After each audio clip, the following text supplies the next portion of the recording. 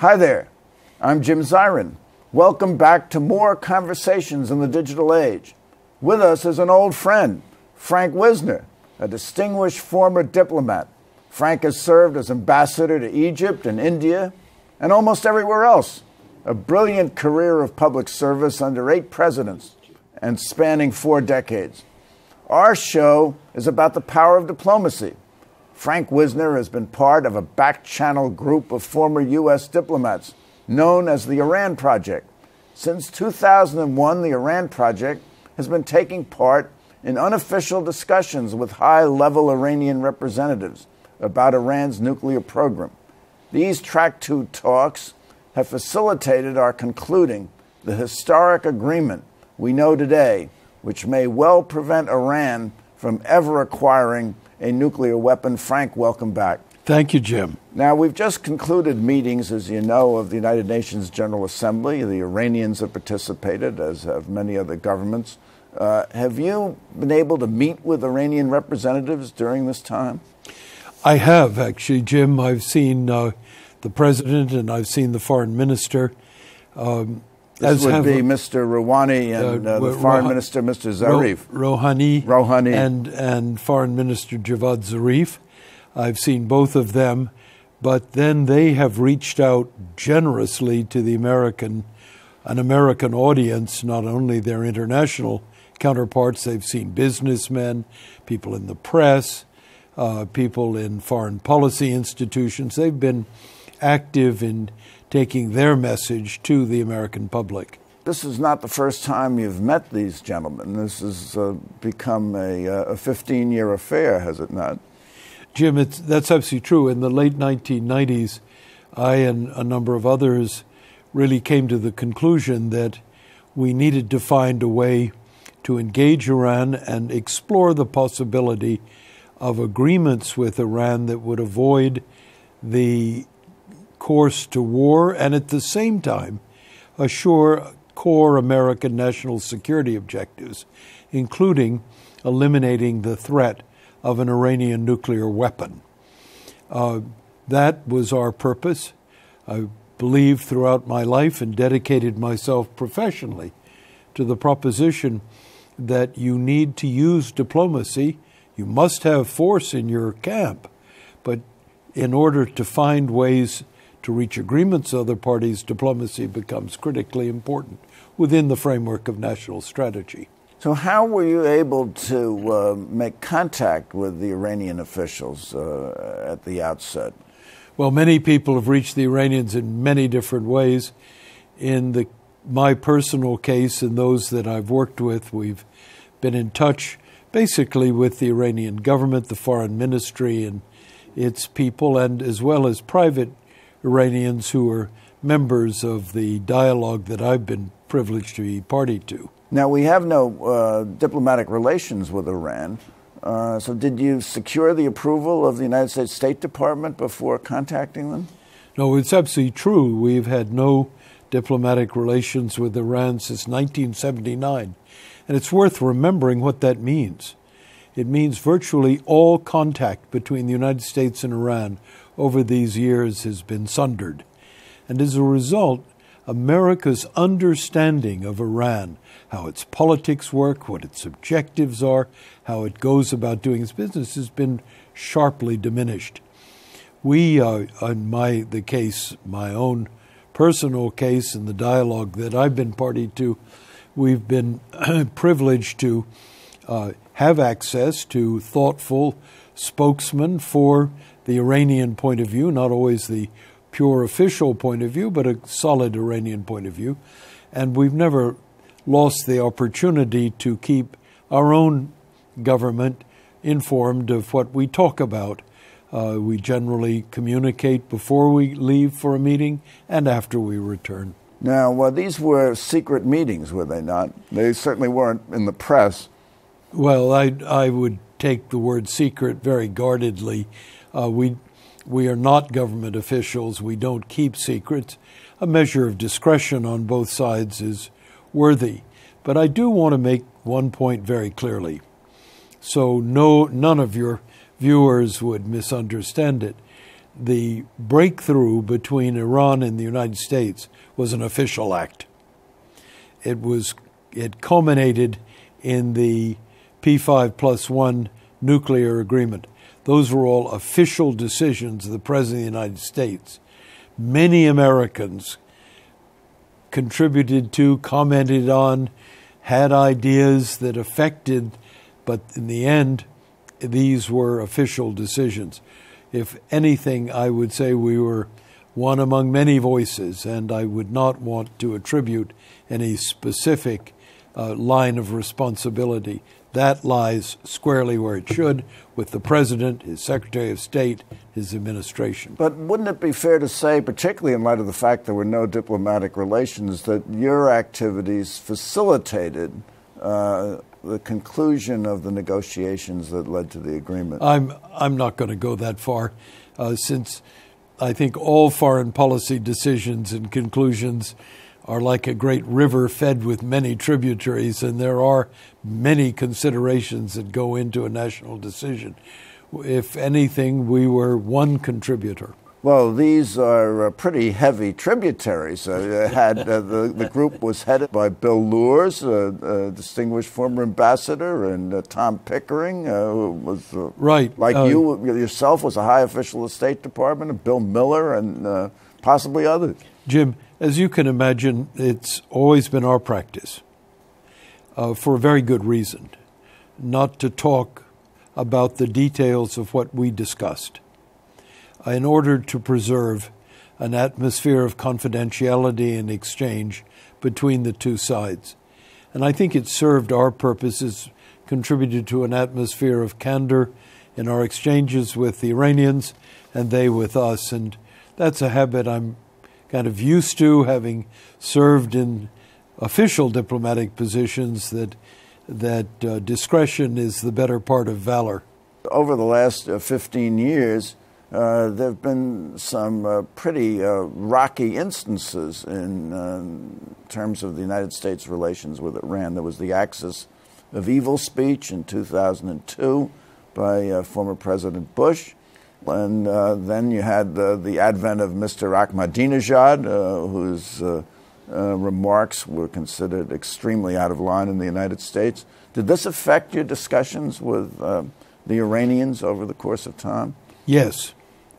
But I think on their side, and including myself, I believe throughout, whatever the state of affairs between our two countries, whatever the level of official rhetoric, there had to be an outcome, and that outcome had to be political. You had to arrive at a political settlement. Now, finding the right time, the right place, the right ingredients, it's another question.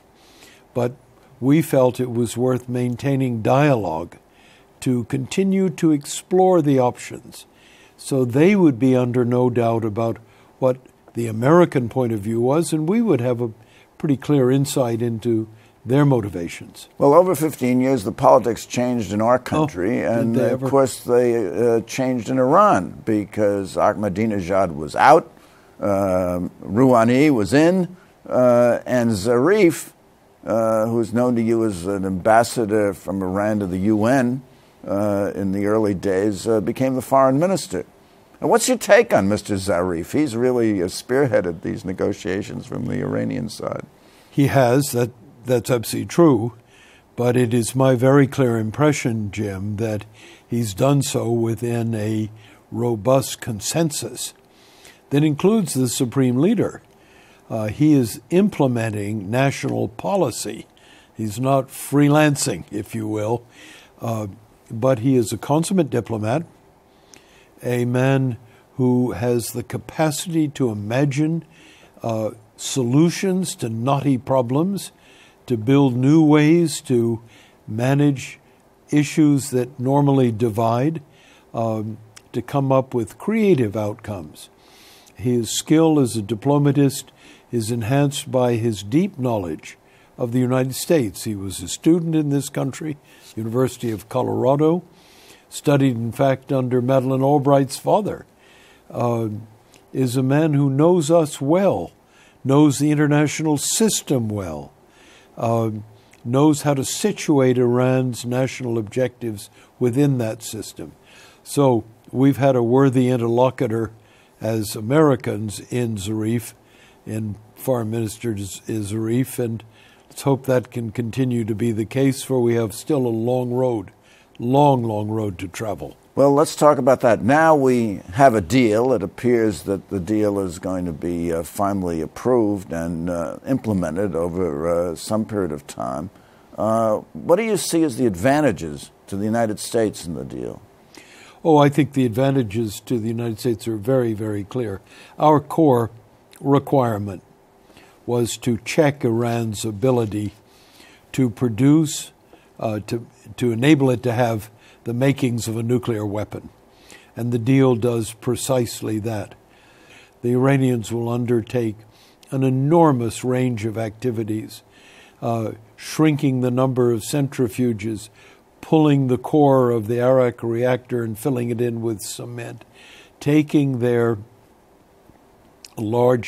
relatively large stockpile of enriched uranium, downgrading it in enrichment, exporting the overwhelming majority of it outside the country where it cannot be used, introducing massive inspection capabilities on the part of the IAEA that will run literally from minehead to nuclear capability, or the fabricating machinery of a nuclear process. All of these will take place, the end of which we're reestablishing the kind of nuclear system will be very, very difficult, very costly, very time-consuming, and in which, in fact, in addition, there are a number of years built in the agreement that a number of these features will not be relaxed. So I think we come out of it with a major victory for non-proliferation and the diminution of the potential of a serious threat. First, if we finish the agreement, we have to implement it, and that's going to be complicated. We should return to that in our discussion. Second, whether we come out of this agreement and it ends up contributing to a broader engagement with Iran and contributes to looking for ways of achieving peaceful settlements to the many crises in the Middle East, those are all questions that remain to be answered. Does the agreement represent a major foreign policy shift for the United States? I don't believe it represents a major shift. We've always stood strictly by non-proliferation as a key American objective. We conceded a point during the Bush administration that Iran, as an NPT party, had the right... Non-Proliferation Treaty Party. Non-Proliferation Treaty Party had the right to enrichment, but that enrichment could not achieve a level in which it could be converted into a nuclear weapon. And that's... So they had a right to nuclear power, but not to a nuclear weapon. Right to enriched uranium, which could be used for nuclear power, radioisotopes, a number of peaceful nuclear efforts. Remember, sometimes Americans forget the original peaceful nuclear program in Iran was introduced by the United States during the Eisenhower administration. But during the time that the Shah was in power. So it all depends on who has the nuclear power, doesn't it? Well, I would go beyond that. I would say it's what the power is used for.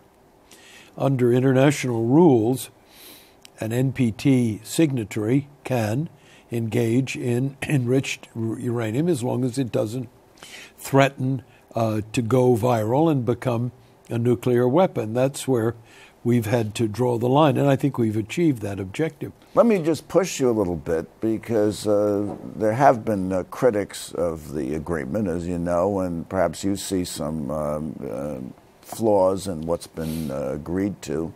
Some say the agreement does nothing more than kick the can down the road for 10 to 15 years. That's now, not 10 a bad, to 15 years is better than tomorrow. I was going to say that's not a bad outcome. But aren't we going to have to face this problem all over again in another decade? Well, that depends on a number of factors that none of us can predict today. What's the situation in the region? What's the situation in Iran?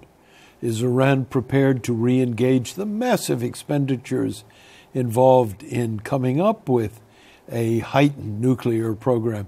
Would Iran be any more secure then with that kind of program, or being on a path to a nuclear weapon, than it is today?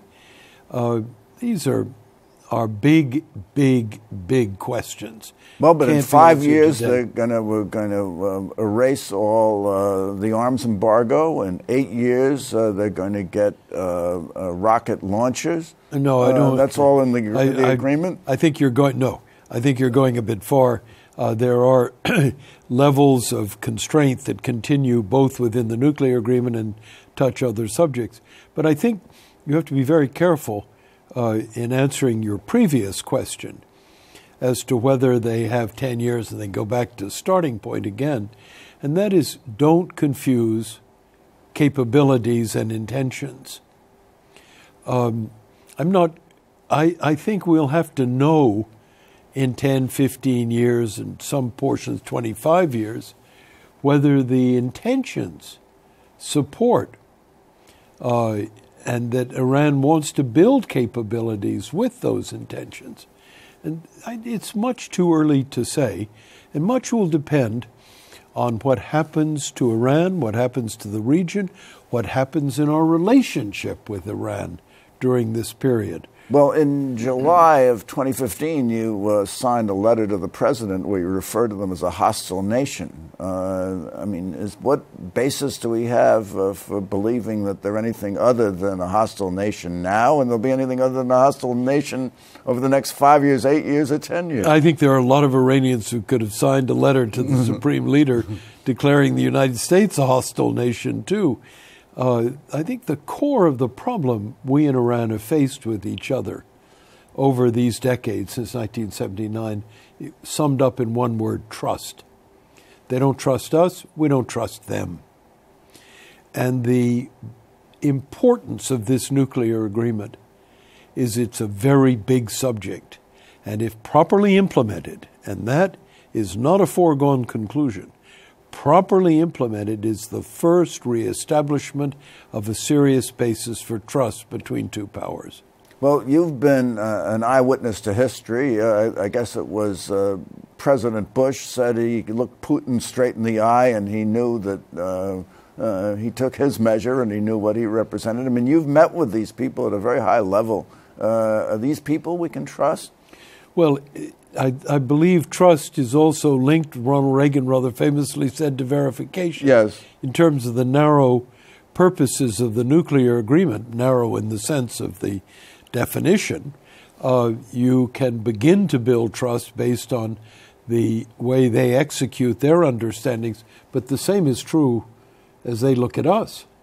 We have to be able to carry out our commitments under this agreement, and that means looking at the kind of sanction systems that have been the case in the past.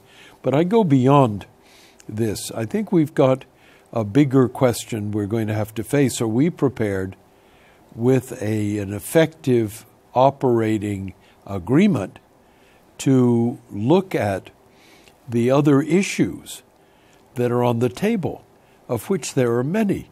Iran's relationship with Israel, the crises in the region, the Persian Gulf where American ships sail and Iranian warships pass, not always in the night.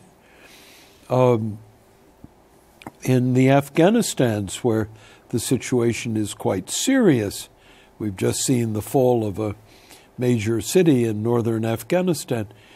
I've come to believe over the years that in addition to trust and verify the nuclear agreement, you need to understand what motivates the other man, what his interests are, what ours are, that they understand the limits of our intentions based on a careful assessment of our interests and our capabilities.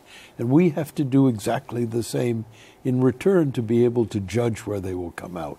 Now, suppose, contrary to expectation of some people, Iran continues to be a bad actor in human rights, bad actor in the region, sponsor of terrorism, all the array of charges that have been leveled against them. Will we be free under the agreement to impose other sanctions or reimpose the non-nuclear sanctions which are now in place? Well, first of all, under the agreement, not all sanctions are lifted. We have sanctions in place for purposes of terror. And Iran's behavior in that field is one that isn't going to be de-sanctioned, if you will. Sanctions aren't going to be lifted until the United States and our Congress are properly persuaded that Iranian behavior is changing. But let's remember where we are today in the region. Think just about the issue of terror. What, in your mind, is the greatest terror threat in the region? I would argue it's ISIS. ISIS didn't or exist. Al-Qaeda, yes. ISIS, Al-Qaeda. Those didn't exist decade plus a couple of decades ago when our first concerns emerged. Is Iran in favor of ISIS and Al-Qaeda? Most decidedly not. Iran sees in ISIS a mortal threat. If ISIS manages to capture a Damascus, for example, and reestablish a true caliphate, that is a deadly problem for Muslims around the world and for Iran in particular, as well as for us. Our interests converge on the subject of terrorism, ISIS, as opposed to diverge. And it's in this area we're going to have to... Some terrorism. Well, but let's turn to Syria because you've mentioned it, and it seems to be interwoven with the whole situation with Iran. Do you see them as part of a coalition, which may include the Russians, that will counter the threat of ISIS in Syria? I think it's much too early to go that far, Jim. As much as I want to see ISIS defeated, and I believe it is our number one problem in the Syrian equation, but we're not ready yet, neither here nor are the Iranians ready, nor do we have the level of confidence that is appropriate to forming that kind of, if you will, joint venture. But let's think in broad terms. Who is Russia's enemy? ISIS. Russia fears the spread of that form of radical Islam into Central Asia, into Russian Muslim territories, and with good reason. Iran, again, not only Shiite communities in the region are threatened, but Iran herself is threatened, so much so that her chief of staff has had to warn ISIS that they could bring about an act of war, direct. But the Obama administration... Look at us. We have huge interests involved here as well. This is an outrage, what ISIS has done to this region, and threatens to destabilize an already chaotic situation. But the Obama administration claims that Russia's interest in the region is to prop up Assad. And they have said that they do not want to discuss with us cooperation unless we agree that Assad will stay. Now, you're very familiar with this type of problem because of your experience in Egypt. Do you think it should be a part of, or an assumption of U.S. policy in talking with the Russians about ISIS in Syria that Assad must go?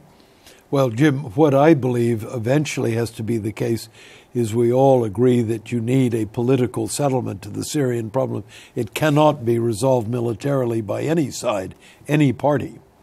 If you start there and you recognize, second, that the most grievous issue all of us face is the threat from ISIS, then does it not consequentially become an imperative for all those who seek a political settlement and seek the elimination of ISIS to see if we can at least coordinate our positions to realize the first two objectives. And there I would argue, yes. How to get there, much more complicated, but it isn't inconceivable. Under the right set of circumstances, there could be a coalition of outsiders in favor of an alternative political structure in Syria that would permit Syrians to fight ISIS.